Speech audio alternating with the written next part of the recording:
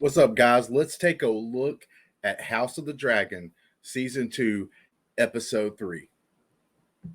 Be right back.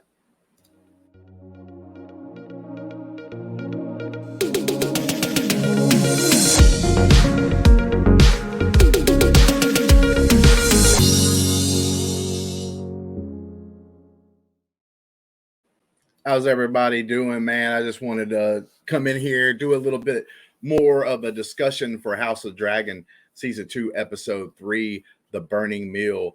Thought it was a good episode overall, but let's look at some of it. But man, I had to start off with the very intro, the detailed intro that this series and Game of Thrones had. Is just immaculate right here.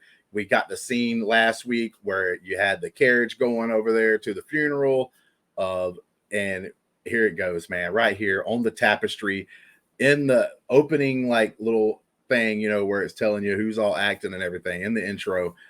And you have this right here, man, already setting you up. The episode hasn't even started yet. And here we go, man. This right here I thought was just big detail.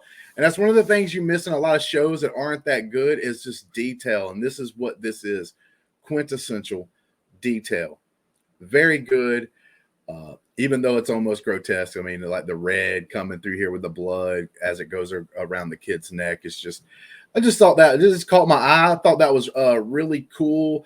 Really badass opening, to be honest with you. Show starts out, we get this scene right here between the Brackens and the Blackwoods. I thought this was pretty cool. It like sets up a little bit of the issues that you have between these two families. Like if you're a big book reader and love the Game of Thrones and House of Dragon, all the things George R.R. Martin writes about when it comes to the Song of Ice and Fire and all these different things and lore and books and history books that he's written out there, put out there, more than just the Game of Thrones original series itself. We already know that these families have an issue, but I think it's pretty cool that here at the very beginning, they gave us these two families. They're bickering. And they don't like each other, obviously. They're basically the Hatfields and McCoys, if you want to look at something like in America, like something that would be something like this right here. These two families just do not get along, hate each other with all their might for whatever reason. I think one of the times in the past, like we had one group that like horses were dying and everything else. They got pissed off. And they have like a grudge from like then on. Then we get to this scene right here where it kind of pans out after we saw the two families arguing. This is obviously the Battle of Burning Mill. There is one critique I would say on this particular episode. I think even if it would have just been 5 minutes, we should have got 5 minutes of some of this battle. Maybe a couple of the characters that we were just introduced that was arguing with each other. And then it goes straight to the battle and it shows them possibly dying or whatever in the battle. I thought that would probably be really cool. But I really did just kind of like soaked in this. The imagery is really good. I give them that. But yeah, they probably, because there wasn't a lot of action in this episode, they probably could have had a few minutes of the battle here and appease people's like appetite for action, because one of the criticisms I know that people might try to say is that this didn't have a lot of action in it. I heard some people try to say it was a filler episode. It's not a filler episode. There's things that happen in this episode that kind of needs to happen to push us along. And I like to remind people that like one of the reasons why the Game of Thrones the last couple of seasons started falling off was because they wanted to get to each little action thing and big moment without any time in between. So I think that's actually like a downfall of the Game of Thrones at the very end of the series. So if you're one of those ones that was complaining that this was like a filler episode, I got to push back on that, because to be honest with you, you're one of the reasons why the last couple of seasons of the Game of Thrones just kind of didn't hit as hard as like the first 4 to 5 seasons of the actual series, because you got to think about it. We had to go through a whole season before we got to see Ned Stark's head get cut off. Spoilers, by the way. But that was a whole season of build up towards that moment. And there wasn't a lot of battles or fights or any of that stuff. You got to see people get into conflict here and there, but you didn't get to see like a bunch of battles and stuff in season 1, and people loved it. And that's why they flocked into season 2, season 3, season 4, and we got more and more and more set pieces and action pieces as we went along. So, and then we get to see the two Erics, Eric and Eric, actually. Boy, the names in Game of Thrones be killing it, bro, because they are so close to each other. I know it has to confuse some people that's not like super big into it. They just kind of want to watch it and they don't really care about finding out all the little details. But if you're a person that loves the details, this is obviously a show for you. But yeah, we got the barrel scene here of the Eric and Eric. And like right here, it says he's the basest of villains. I got to kind of agree. Like, he's not even truly a villain. He's like being charged to come over here and try to take Rhaenyra out. He's being ordered to do so. And he's like a king's guard. And his brother just didn't agree with what side to be on, because they're supposed to protect the king and the family. But like, what if you think one other person's supposed to be the queen based on the past king in this situation? So the one guy decides to go off and join Rhaenyra. And then you have these two guys fighting last episode, which I thought was really, really, really, really fantastic, really good. And these two actors right here, I'm kind of sad that I'm not going to see them anymore, because we ain't going to get no flashbacks and nothing right here. So this was it for their journey is now over. But really cool scene here where you see Rhaenyra and her son having some interactions here. You also see Rhaenys come over here and talk to her and try to give her some advice and everything else. She feels solemn. She throws like the dirt, into the actual grave. And when she's talking to her son, exactly, her son's like, well, why is he being buried next to each other?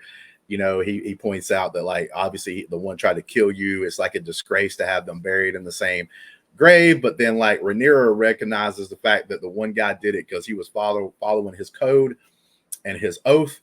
And she also knows that they truly did love each other. It's just like one of those tragic things that happens in war, and everything. House divided. Families fight families, brother against brother kind of situation. We have Sir Christian Cole coming up down the stairs. He's trying to get his way to the meeting hall, whatever you want to call it. He's the hand of the king now, so he's got to show up at all these little small councils. Not just because he's guarding, but because he's supposed to play a part in there. And he's coming down the stairs and he meets two of these new King's Guard right here.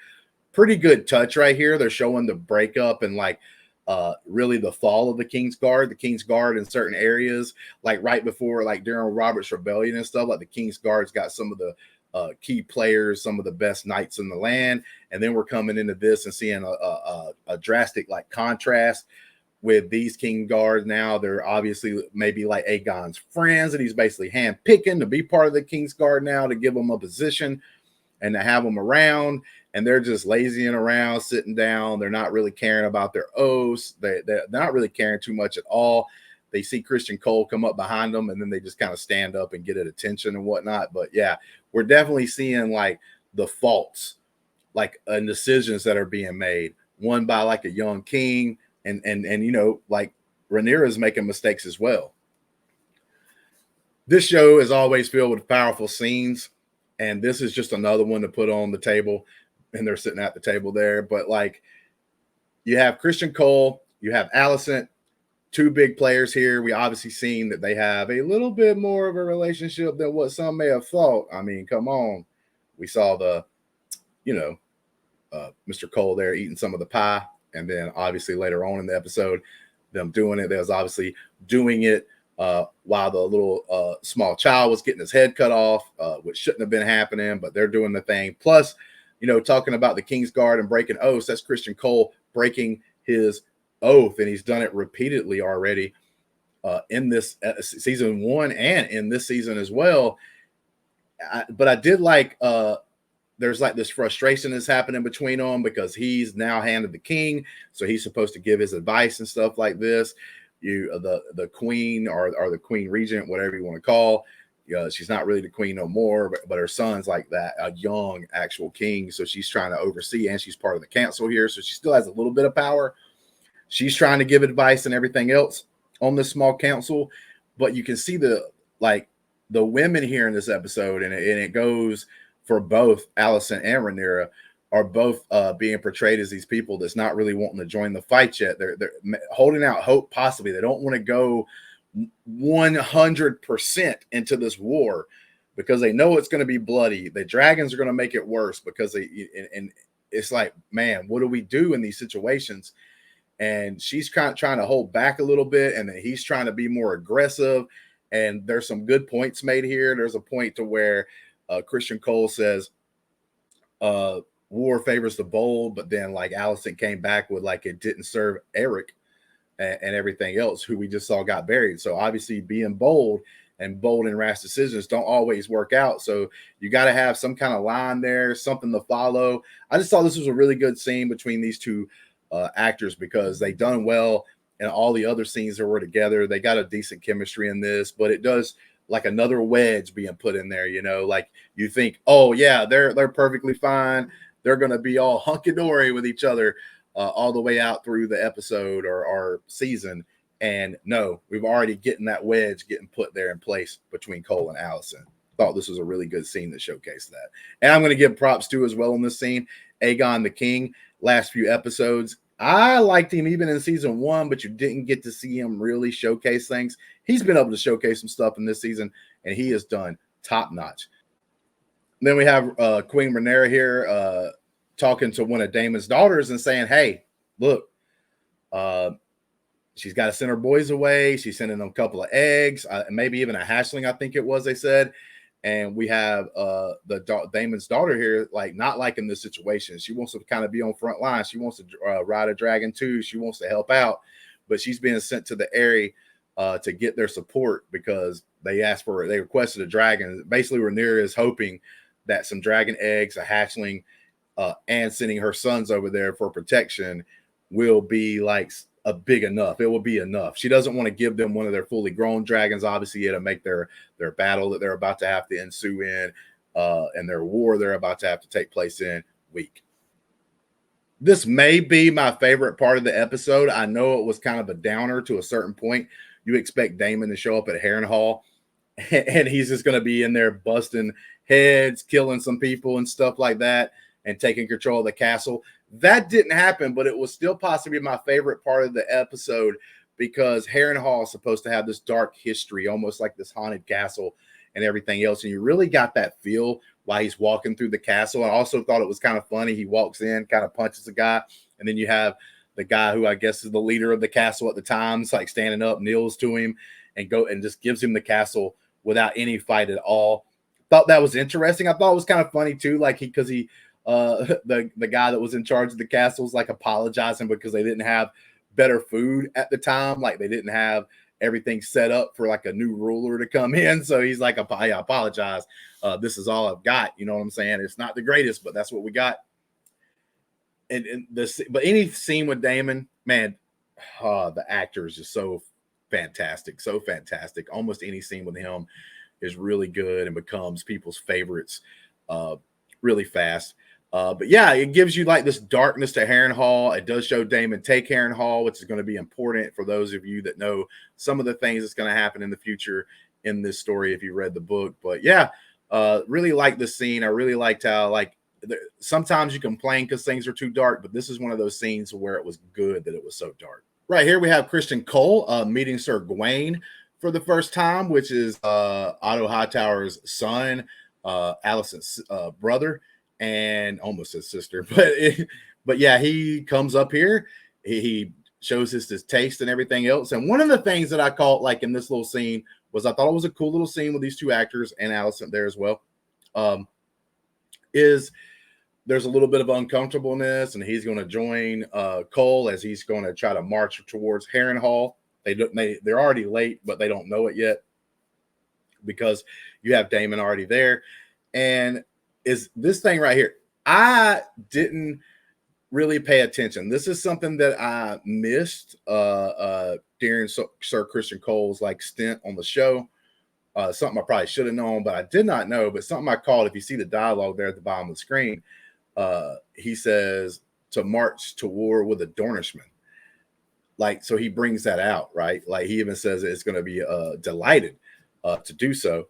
But I did not pick out right off the bat for some reason that Christian Cole was a Dornishman, which I think is pretty cool. I like the Dornishman a little bit in the books and stuff. One of my favorite characters from Game of Thrones season 1 was obviously the Viper. And no, it's pretty cool detail that I was able to see here. So just like anybody else, like I've read some of the material. I know some of the stuff that happens, but I'm not one of these people that can tell you every little bitty thing that happens in a Game of Thrones and House of Dragons. I know a lot, but not everything. So I'm going to admit that to you right now. But that's one of the things I caught. And maybe that's something that you didn't catch, and I'm able to point out to you now. This right here is a shot that normally wouldn't be that big of a deal, especially when you're talking about Game of Thrones and stuff. But when you watch other television shows and you see them do things and they spend a lot of money and you're kind of like, whoa, where's the money at? And then you see a shot like this with like the soldiers coming out of King's Landing, and you see King's Landing in the background, just this epic like town and city that they've kind of set up there. Also, you know, you have the soldiers kind of coming out and you see this great scale shot right here. It's just super amazing, and it just looks expensive. It might not have cost them hardly anything to do this, but they make it look good, and it just looks expensive. Makes the show feel more lived in, like it's a real place. Like I could go to Westeros if I wanted to. We have a shot with Rhaenyra and her family as everybody's saying their goodbyes. The little kids are getting sent off. Like I said earlier, the eggs, hatchling. It's just like something that you need to know. And also it's the scale of like, you see them leaving. Now you know where they're going. You know what's happening with this group of people. And I said this earlier, Game of Thrones started going away from some of this stuff and skipping some of this stuff and this detail. House of Dragons so far isn't. They're keeping up with the details. So even though there are scenes in this episode that does go slow, I think they are needed episodes, you know. And the one thing I will say, this just shows another scene of where the blacks, and I think a lot of the reason why a decent amount of people, you know, connect to the blacks is because the blacks, when their family is together, they treat each other like family. You can tell there's love there. There's hugs, there's kisses, whatever, you know, there's this sentimental value to them. And then you look over at the Greens and it's almost like nobody likes each other. There's a lot of discontent between the family members. It's like almost don't care if one of them dies or not to a certain point. And yeah, I think that's a lot of the reason why a lot of people kind of, you know, connect to the black so far. And that might change as like the episodes go on and the story gets up, because let's be honest here, both sides of this war is probably going to make some really bad decisions. Scene that I thought was interesting because last episode you had Alicent walk in with Aegon crying, and she kind of looks at him for a second and backs away and gets out of the room. And then she comes in here with her daughter, and you know her daughter just lost a son, so she's kind of still in that grieving thing. And her son Helena is like just one of those people, like she's not, her mind's all over the place. She's a dreamer, and she just tells her, "I forgive you," as Alicent tries to spend some time with her and stuff, and they connect. Like this is one of those few moments that Alicent's almost like, I'm going to try to be a mom. It seems like she tries to just throw being a mom away all the time, and it's pretty crazy that like that's how they are, and so much different than the blacks. And I do have to give props to the scene right here. I liked it. I enjoyed it. And like I said, another slower scene, but it was something that we needed to build these characters as we go along. Oh, and then we see the rat. See him just come up here, talking them sweet nothings into the king's ear. He's getting on his attire, getting on his armor, you know, made out of Valyrian steel. We know how important and how like big that is. But yeah, we get him still like kind of poking him like in the right ways, man. He's good. He's good. Look, his foot may not be strong, but he is strong with the word, with the written word, because he's going in here, throwing in a little bit of things and like trying to make Aegon kind of go in his direction, which we know what's going to happen. We know what happens when the Master of Whispers, like whether it be Game of Thrones and in this show, like they're going to get people a lot of times to do what they want them to do. Also, you see another scene here where the King's Guard are kind of like disheveled. They don't really care about their oaths. Even the king, as young as he is and how stupid he acts sometimes, is even like looking at him like, didn't you take an oath? And like they have to straighten up a little bit and act like it's a little more serious. That's another little thing to kind of pay attention to that might become very important in the next episode or two. You got these King's Guard. They just want to joke around and everything and not really take their oath seriously like they're supposed to. I mean, and we know how like important the King's Guard's oaths are supposed to be. I mean, Jaime dealt with that the entire series of A Game of Thrones. We come to this scene right here. I don't know how important this scene is going to be. This guy's obviously like laying out some whispers out there that probably Loras wants him to do or something. I don't know, but he's laying the groundwork of some things and he's talking to people. I did like the scene though, whenever he's walking into this bar and or tavern, whatever you want to call it. And he's like doing the point, like he looked like me when I walk into the club, you know what I'm saying? Like, oh yeah, man, well, I know you, bro. What's up? Yeah, whoa. You're doing all that stuff, gets in there, sits at the table, starts spitting some junk, and then we have the king actually show up, which surprises him. He's almost like, oh my God, like oh shit, I gotta do something. And he's like the first one that says, hail to the king and everything else. And the king buys everybody drinks, so everybody goes about their business. And I am gonna say a little bit past this part. I don't know how much it was needed or anything, but man, House of Dragons went full bore with a couple of things after this. For one, we see Aegon cuddled up. We see Aemon cuddled up again with his whore. Aegon shows up and starts like making fun of him for it and stuff. And Aemon stands up and walks away, full frontal dong, fine with it. If you watch our post-credit scenes where we talk about it right after we watched it, like we even had to blur out a section of that, which was pretty funny. You can go back and watch that if you can. But it was just like, why? Then there was a scene like right before that where they pull back the curtain and there's somebody getting a full-on blowjob. I'm talking about, but she was spitting on that thing. I can tell you right now. You know what I'm talking about? Shit. Yeah, everybody saw that stuff on Twitter. Come on now. This right here might be the coolest shot that you see for the rest of the season for any Game of Thrones period. I thought this right here was just immaculate.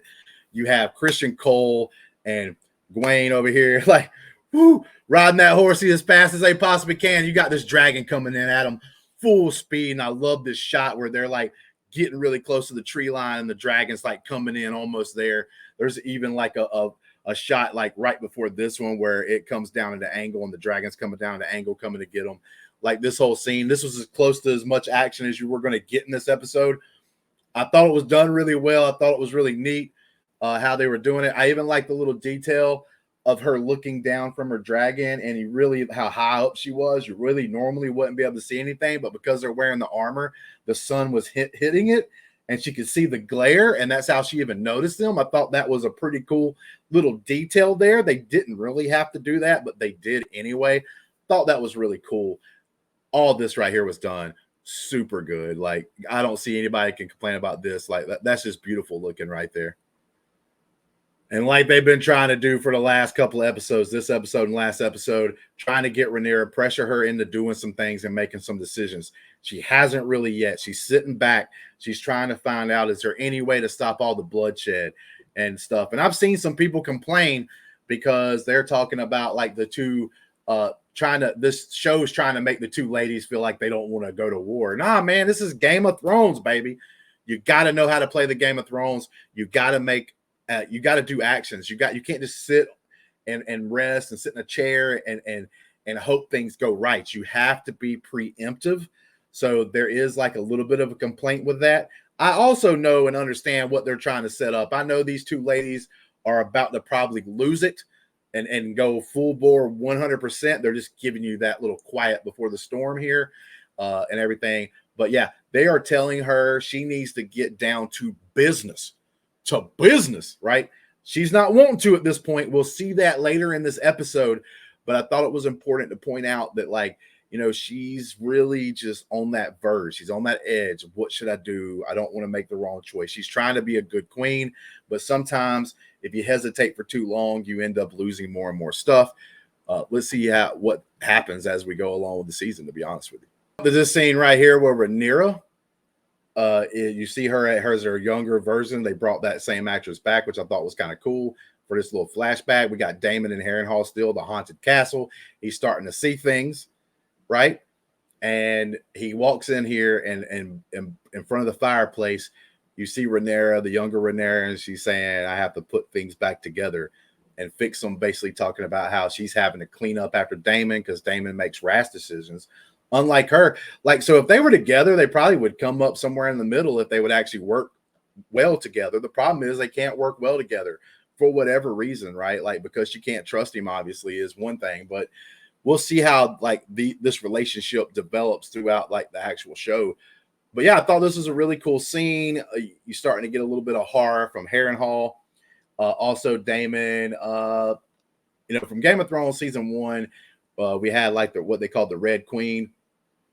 We have a character like that shows up at the very end. And if I'm not mistaken, you can see her in the dining hall whenever Daemon shows up at first and the guys like they're eating and everything. I think she's actually in that room.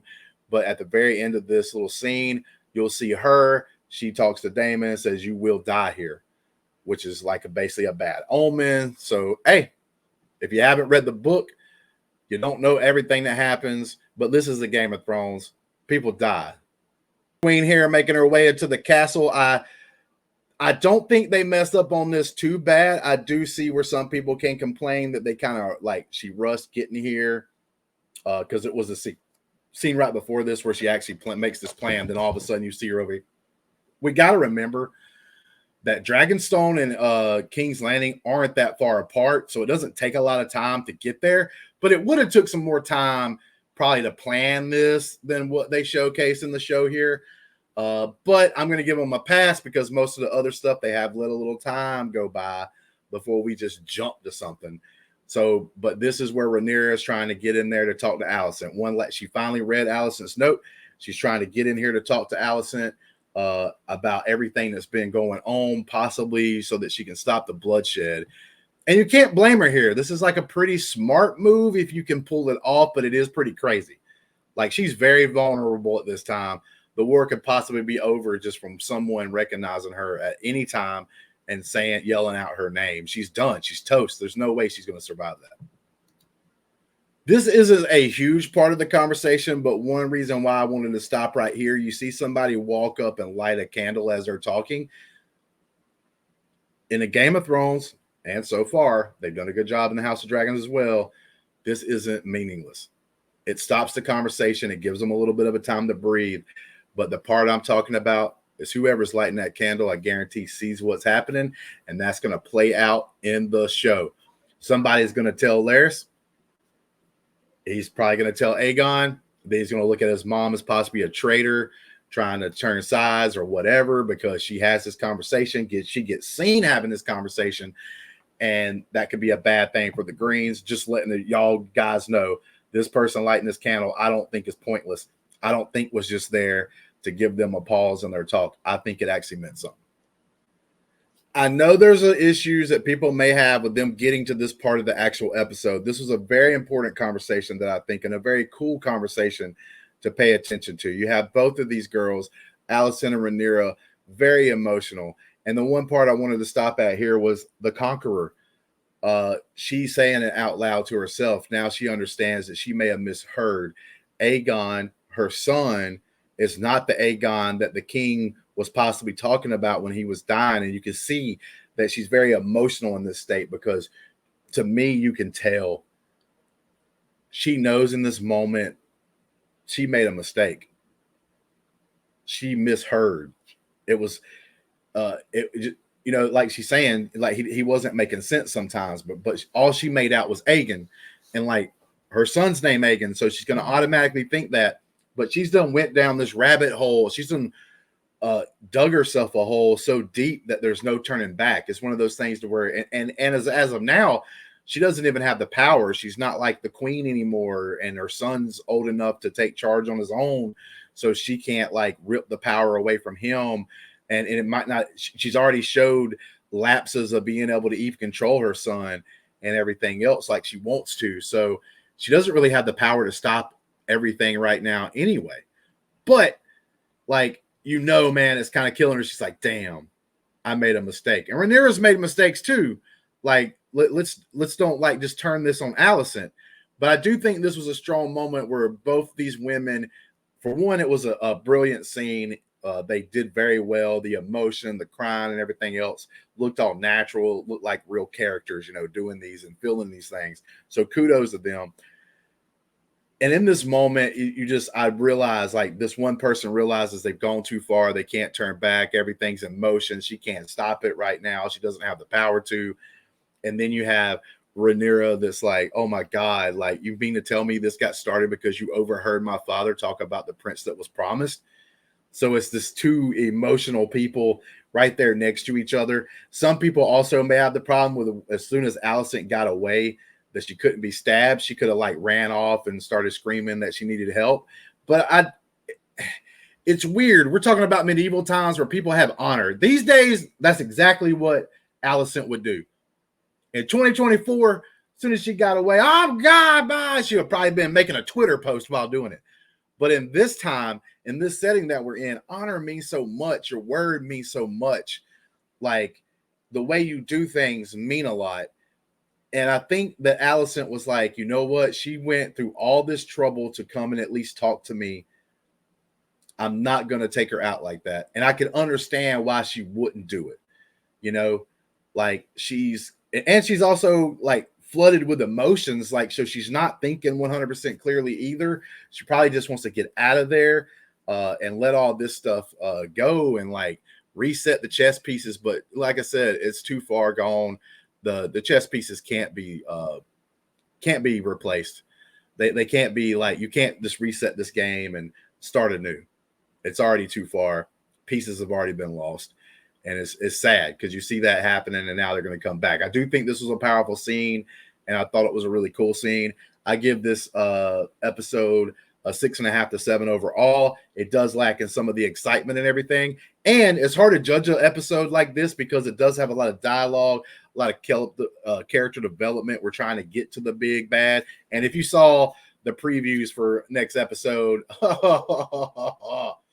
shit is about to go down, boys. Strap up, get ready, because it is going to go down in this next episode. And I'm going to appreciate this calm before the storm.